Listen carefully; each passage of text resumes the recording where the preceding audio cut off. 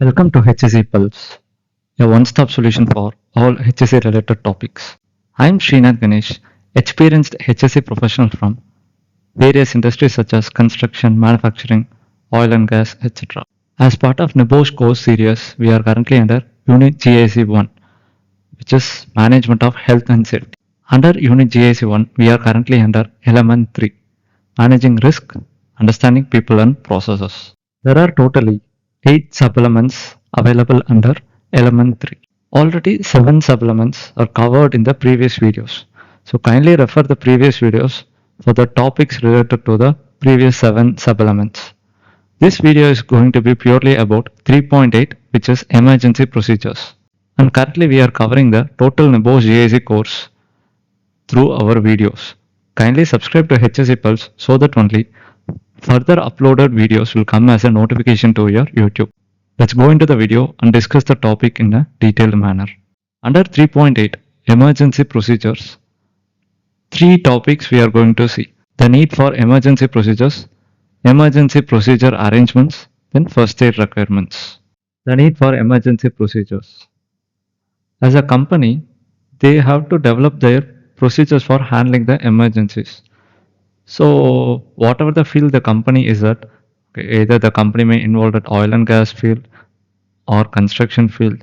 So based on what sector they are involved at, they may face some emergencies. Okay, so according to the emergencies, they need to develop the procedures. So expected emergencies are fire, bomb threat, then spillage of a hazardous chemical, then release of a toxic gas such as hydrogen sulfide (H2S), which is a very toxic gas in the oil and gas field. The outbreak of any disease. Recently, COVID we have experienced it. So such type of diseases, then severe weather or flooding, then workplace accident that may lead to casualty, the terrorist or security breach incident. These are the generalized manner. Then according to the company's sector, it is also vary. Emergency procedure arrangements. So under the emergency procedures, what are the arrangements the company need to include? So first, foreseeable emergencies. If it is a construction industry means, as a construction industry, there will be some set of emergencies. As a oil and gas industries, they will have some sort of emergencies, such as a release of gas and spillage of the liquids or fuels, etc. Then, what are the procedures for raising the emergency alarm? What are the procedures to be followed, such as how to reach to assembly point and how to approach the emergency exit, etc. The provision of suitable equipment for handling the emergencies. It might be firefighting equipment such as fire extinguishers and sprinkler systems, etc. The nomination of responsible staff for handling the emergency situations, such as giving the first aid and extinguishing the fire, etc.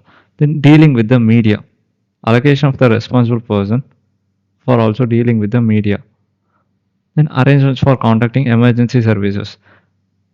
In the companies, if you have seen means there will be a notice board. In the notice board and also in some other places where the areas are prominent, they have displayed the emergency contact numbers. In case of emergencies, whom are all the persons you need to contact? That they will be displayed in the notice boards and public prominent areas. In addition, when you have gone to public places such as any parks, museums, or even shopping malls, there will be emergency evacuation layout pointing you are here. So in case of any emergencies, you can able to see where you are located and where is the emergency exit. So by referring that layout, you can able to easily approach the emergency exit. Training and testing. In the companies, usually they will conduct mock drill, emergency mock drill. Usually every 3 months once or every month once, they will conduct depends on the risk level of the workplace. The motive behind conducting mock drill is to test the effectiveness of how effective the team is involved in handling the emergencies. Then whatever the mistakes done during the mock drill, That will be taken as the learning points and also to train the team how they can improve their effectiveness in handling the emergencies. So these are the two purposes of conducting mock drill. One is to train and another one is to test. So let's see. Workers will only know what to do when the emergencies occur if they have been provided with adequate information and training. Any nominated individuals involved in handling the emergencies will require some additional trainings in their roles in the emergencies and in the safe handling of any equipments such as operating the fire extinguishers and raising the emergency alarm, etc. Then members of the public in the vicinity of the company may require additional information on emergency procedures, which may be provided in the form of notices or by means of public address system announcements. So, if the emergencies are happening in the companies, nearby maybe public places are there. So, they should also be notified in some way that there is an emergency, so kindly be alerted. Next topic is first aid requirements. During any emergency situation, people may get injured. So, as an organization, it is the duty of the employer to provide appropriate first aid services for their employees. So, this is to allow an immediate emergency medical response to foreseeable injuries that might occur in the workplace. So, as part of the first aid requirements, three provisions it should be there. First, appropriate facilities where first aid treatment can be given to the injured persons. Then first aid equipments such as first aid kits and other equipments as necessary. For example, emergency eye shower. Then personnel, person who are competent and trained to deliver the first aid to the injured persons. So these are the three provisions that the company should ensure to provide in the workplace. First aid facilities. Before we have seen three lists. In that list, first one is the first aid facilities. So suitable facilities should be provided for first aid where first aid treatment can be given. In most of the companies, the company will have first aid room or occupational health center. It will be in a different names, but ultimately it is the place where first aid can be given. If it is not that means at a minimum level, it may consist of a room that is used for other purposes. But whenever any emergency or any injured person comes into that area, it can be immediately converted to a first aid treatment area. In a larger workplace, a dedicated first aid treatment room should be provided. Then, where that first aid treatment room should be located? It should be located centrally in an area that can be accessed by the emergency services easily, and it should be maintained in a clean condition and adequately heated and well ventilated and lit. The first aid treatment room also should be provided with a hand wash facilities, a chair, and a clinical waste bin. First aid equipment, which speaks about the first aid kits and other equipments related to the first aid.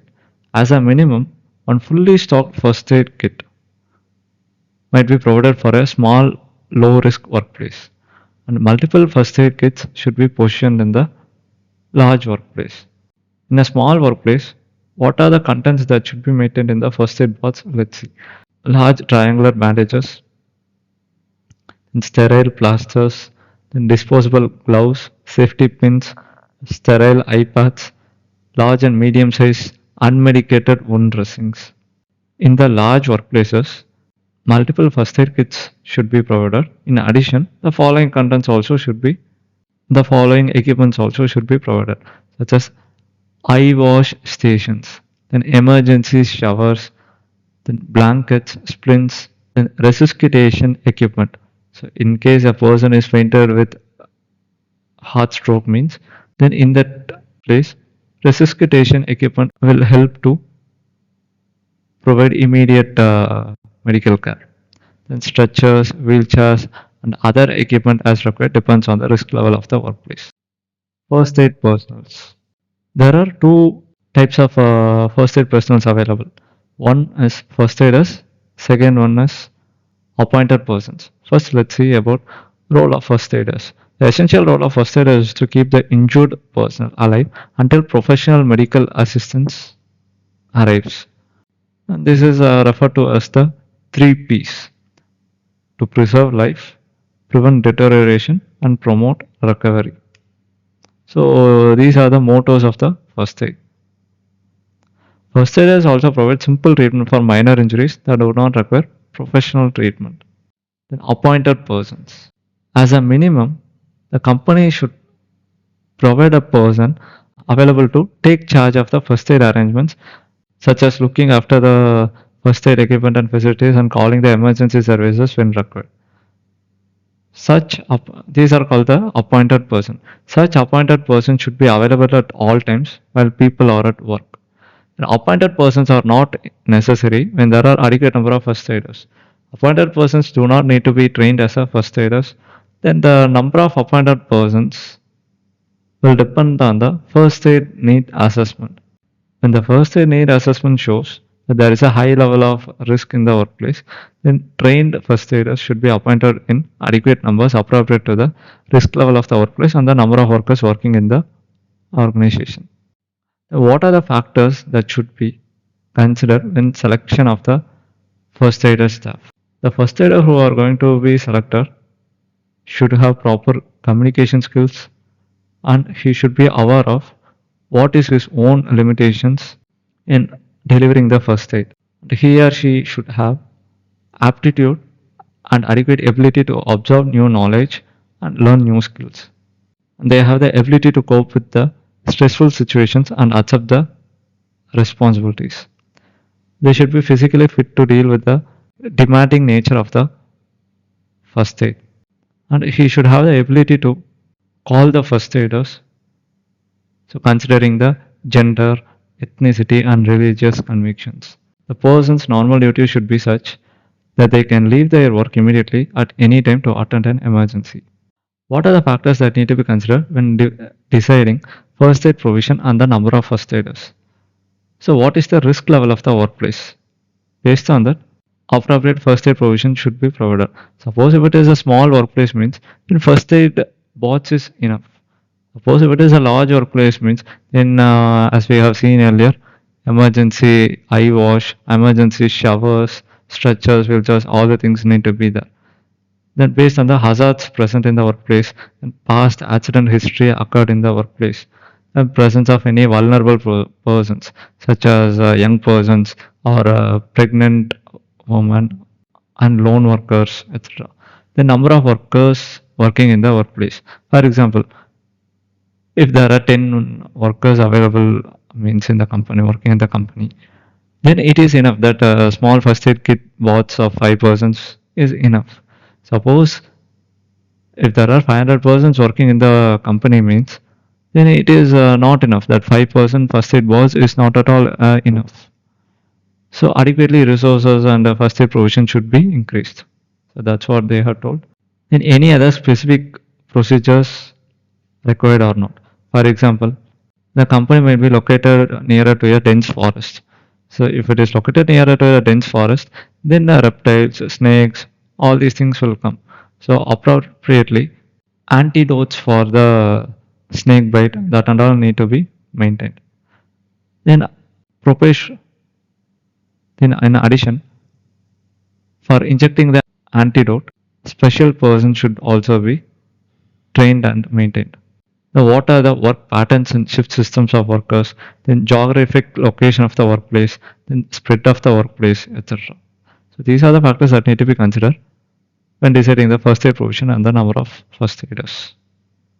So that's it about the topic. I hope whatever the topics we have discussed in the today's video are all very well understood. Let's discuss many more topics in the upcoming videos. Thanks for watching.